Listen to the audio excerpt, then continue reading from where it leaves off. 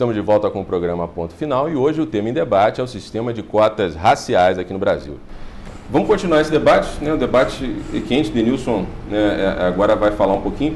Eu queria já lançar uma questão, que de repente o Denilson já pode tocar em relação ao que ele já pretendia falar, é que é o seguinte, toda ação afirmativa, né, o sistema de cotas raciais é uma ação afirmativa, ele prevê que essa ação afirmativa ela dure algum tempo, mas não para sempre.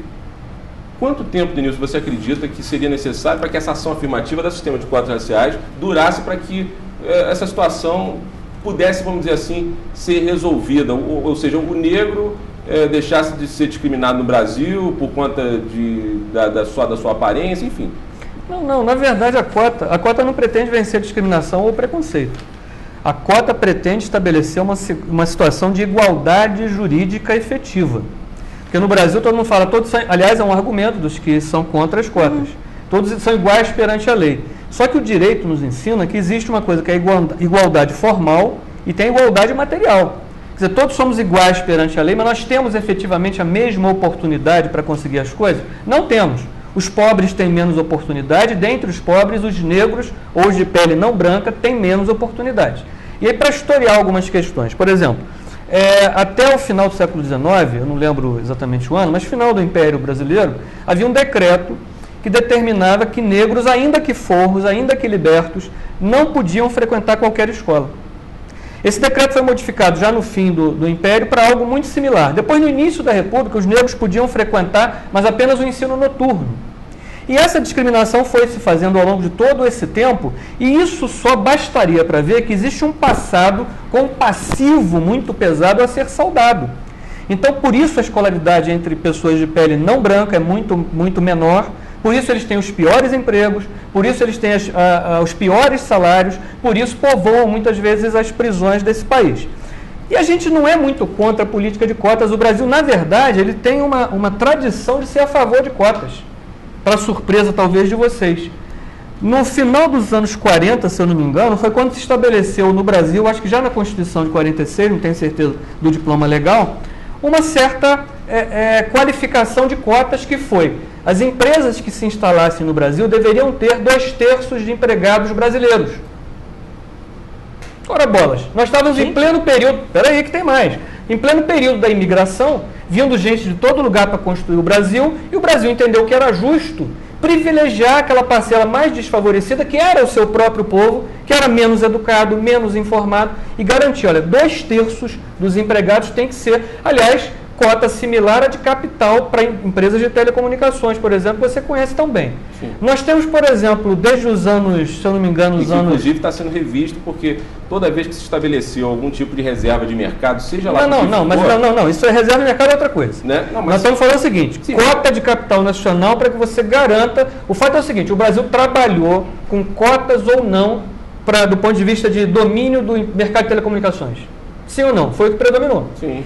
E aí nós temos cotas já para brasileiros empregados, cotas para proprietários de empresas, nós temos nos empréstimos feitos pelos bancos oficiais brasileiros, cotas para financiamento que são destinadas a determinados setores mais desfavorecidos da população, ninguém questiona essas cotas. Temos as cotas para mulheres. Você começou o programa, inclusive, falando, vou começar pelas mulheres, o que é um privilégio que ninguém questiona, tamanho o grau de exclusão que a mulher sofreu ao longo da sua história. E temos ainda algumas outras cotas, só para concluir. Nós temos as cotas, por exemplo, para deficientes físicos. Ninguém questiona a cota para deficiente físico. Ninguém questiona porque é uma necessidade para prover de igualdade aquele cidadão que tem uma situação desfavorecida em relação aos demais. Mas porque também aqui no Brasil, só para fazer um parênteses sobre o deficiente físico. Não, mas deixa eu concluir o raciocínio todo. Porque o deficiente físico, você tem um critério claro para estabelecer. É deficiente físico. Sim. Isso pode ser visto, pode ser aferido por ele. Tá, mas aí não acontece. E ele tem uma deficiência. Exatamente. Tá, espera um pouquinho. Não, ele tem uma desigualdade. Uma desigualdade. Não é uma ele deficiência. Tem uma limitação. Porque eles, inclusive, não admitem o termo deficiência. Não, pois é. São portadores de necessidade especial. Como é portador de necessidade especial, não no mesmo sentido, o cidadão de pele não branca. Porque ele é discriminado. No shopping, ele está povoando as cadeias, ele tem um desfavorecido. E temos uma cota, por exemplo, muito interessante, que ninguém no país questionou, e no estado do Rio em particular, que está na mesma política de cotas da Universidade do Estado, que, se não me engano, 5% das vagas do Estado são para indígenas, das faculdades do Estado são para indígenas, que ninguém questiona, e são também, no mesmo volume de cotas, são para os filhos de policiais mortos em serviço. Que é uma cota de favorecimento para um adolescente, uma criança, que vai ter uma desvantagem comparativa com relação aos outros. Então a questão é saber, os negros no Brasil sofreram historicamente um dano irreparável à sua condição de desenvolvimento, como etnia, como povo, ou apenas como cidadãos de pele não branca? Sofreram. Eles estão em posição de desigualdade para competir no mercado? Estão. Por isso as cotas, para você prover igualdade para o país. Quem está? O negro ou o pobre? O negro pobre. O negro pobre mais do que o branco pobre. Não sei, Denilson, não sei se é assim. Veja as cadeias. Quem é que vai basicamente para as cadeias no Sim, Brasil? Então, os pobres. Desses pobres, quantos mais estão dentro da cadeia? Então, levamos isso em consideração, aquilo que você não admite, que é a escola, investimento em educação. Porque 70% do pessoal, dos favelados e dos desnutridos, são negros. Então, você não acha realmente que investir em educação de verdade, em todos os sistemas... Mas aí que tá. Olha só a questão da competência. Olha, sinceramente, olha, que me processem, tá certo? Eu, por exemplo, sofro um acidente na estrada, porque outra situação. O negro tem cota para entrar na universidade, mas aí acontece alguma coisa lá dentro, porque ele não teve o grau de estudo suficiente, daqui a pouco tem cota para ele sair. O cara tem que ser aprovado. Sim. Ele tem que ser aprovado. Tem sido aprovado. Então, mas... Que, aliás, foi uma pergunta é aprovado. Exatamente. Ele é aprovado. O negro é aprovado porque ele estuda e tal. Agora, por exemplo, um camarada que está lá na universidade, está quase sendo jubilado. Ele entrou na cota racial. Ele está quase... aliás, eu quase fui jubilada e fui expulsa da Universidade de Farmácia. Depois eu conto isso, que é outra história. Mas não é porque eu era negra, não. Porque eu era uma aluna medíocre.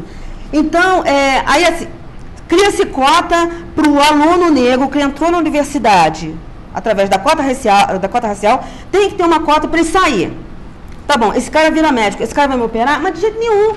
Eu queria propor a criação de uma nova cota, que é a cota dos apresentadores que não conseguem fazer perguntas. Tá certo. Eu queria criar essa cota também, porque na verdade eu estou brincando, mas essa questão que o Denilson tocou e que você está debatendo, Tânia, é uma questão que eu também queria me perguntar.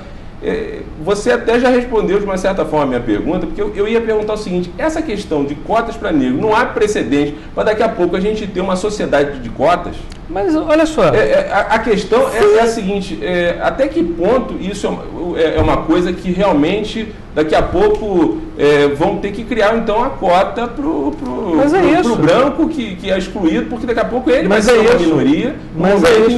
Aí a gente vai estar criando outros problemas. A questão é: qual o resultado que se quer aferir com isso? É só acabar com a desigualdade social ou minimizar essa desigualdade social? Ou acabar com o racismo? O racismo não vai acabar, pelo contrário, esse tipo de coisa pode aprofundar essa questão racial, que hoje, ou pelo menos sociologicamente, ela não é debatida na sociedade. A gente pode dizer até que não vamos dizer assim, o Brasil não é uma sociedade racista. Disfarçado. Essa questão de aprofundar o racismo é uma falácia, mas depois a gente fala sobre isso. Pois é, ainda bem que você tocou nisso, porque o nosso tempo já acabou mesmo nesse bloco. Daqui a pouco a gente vai para o nosso último bloco. E eu, graças a Deus, consegui fazer uma pergunta nesse bloco aqui. Vou criar esse sistema de cotas para apresentadores que não conseguem falar no seu próprio programa. Daqui a pouco a gente volta com mais ponto final para você. Até já.